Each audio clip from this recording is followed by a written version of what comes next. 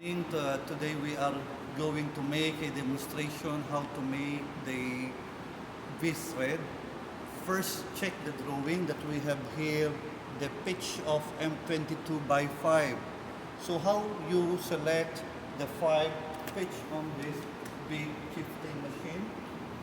If you can have a look and focus here, that we have here the 5, and this is located on the left, 8F and 3.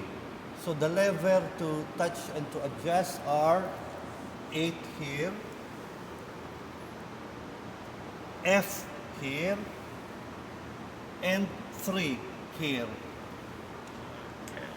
Next is the RPM. We will select the RPM low speed of about 125 RPM, C, and the arrow for this lever is pointed here. Positioning the V thread, the position for the thread is at this position, and adjusting the lever for the automatic, this one, just press this down. So your machine is ready for threading. Supported by the tailstock to prevent the vibration, and to put oil before you operate. And please observe how we make the thread.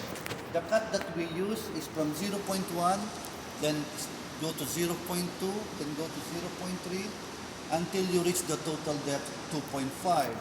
Now I will now demonstrate to you. Look how we hold the lever, one here, and one here to press the brake. Push the material down. Put it down now.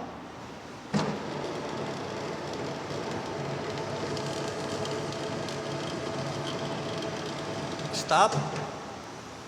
Okay, I press the brake, stop, and reverse the wheel on the other side.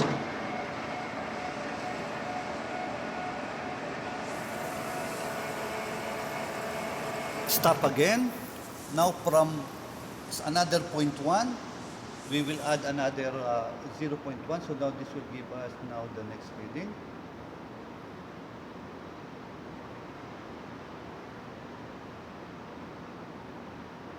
(1.1).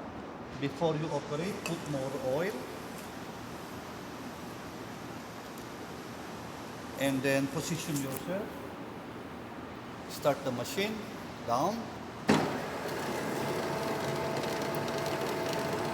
And look at the wheel, how we reverse all.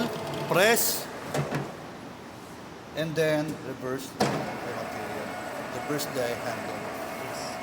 That's all, and then thank you very much.